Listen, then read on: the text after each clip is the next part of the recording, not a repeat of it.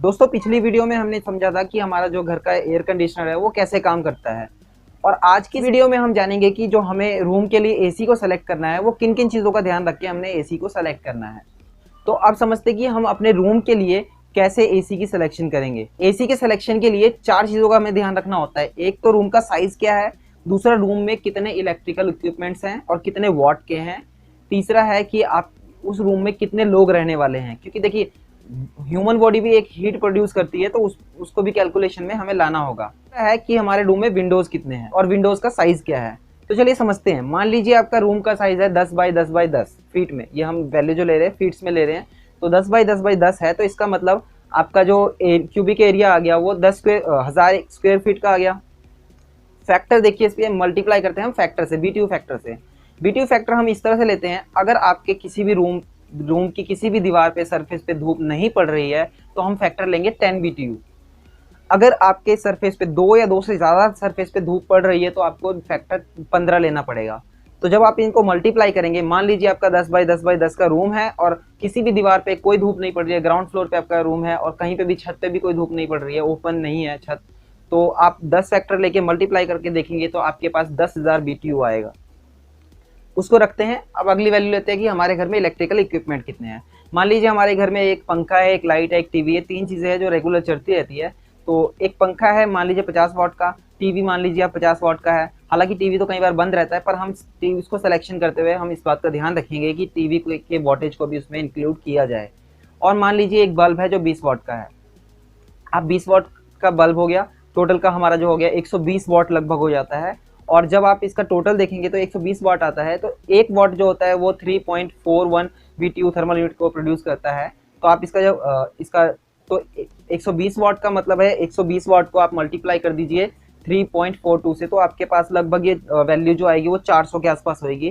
तो आप मान के चलिए कि ये 400 BTU थर्मल यूनिट को प्रोड्यूस करेगा। दूसरा है आपके घर में विंडो कितने हैं।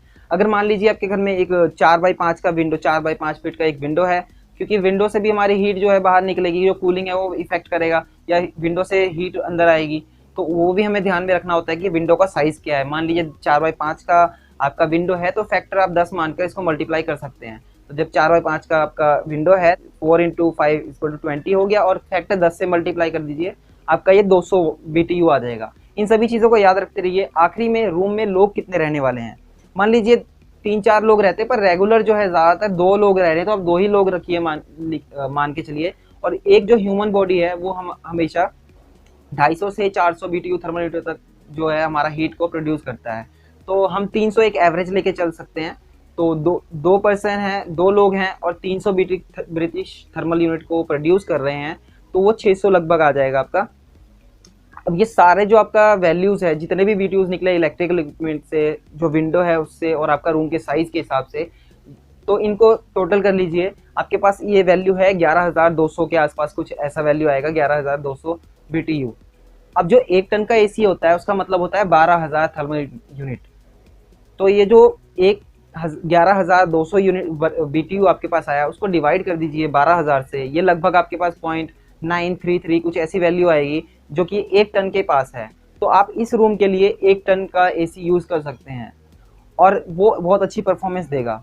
साथ ही साथ एक चीज़ का ध्यान रखिए, अगर आपके सरफेस पे, दीवार पे धूप पड़ रही है और आपका हीट ज़्यादा हो रहा है रूम, अगर आपका ओपन छत है, अगर आपका छत जो है ओपन है, उस पर धूप पड़ रही है, तो इससे क्या होगा, वो ज़्यादा हीट प्रोड्यूस करेगा। तो एसी को ज़्यादा पावर वाला एसी चाहिए। तो उसमें हम जो हमने फैक्टर लिया था, यहाँ पे हमने 10 लिया था, इस जगह पे हमें फैक्टर 15 या 20 लेना पड़ेगा। वो डिपेंड करता है कि कितनी ज़्यादा धूप पड़ रही है, किस डायरेक्शन से पड़ रही है और कितना ज़्यादा हीट हो रहा है हमारा रूम। तो इस हिसाब से हम अपने एसी का सिलेक्शन करते हैं। और इंस्टॉलेशन के वक्त एक चीज़ का बहुत ध्यान रखना होता है। मान लीजिए आप विंडो एसी लगा रहे हैं, अगर तो विंडो एसी, अगर आपके रूम में विंडो एसी लगाने के बाद जिस तरफ को आपने एसी लगाया है उसकी बैक साइड पे डायरेक्टली धूप पड़ रहा है, बैक साइड में विंडो एसी की कंडेंसर होता है, अगर उस पर डायरेक्टली धूप पड़ रहा है तो वो आपकी परफॉर्मेंस को रिड्यूस कर सकता है। क्योंकि देखिए कंडेंसर का काम क्या होता है, जो अंदर गैस बह रहा है उसके अंदर फ्रीऑन गैस, उसको ठंडा करना होता है। पर अगर डायरेक्टली उस पर धूप पड़ेगी तो वो ठंडा अच्छे से नहीं होगा, तो क्या होगा, आपके एसी की परफॉर्मेंस भी कम होगी। तो इस केस में इस बात का ध्यान रखना है कि आपका जो उस सरफेस पे धूप डायरेक्टली ना पड़े।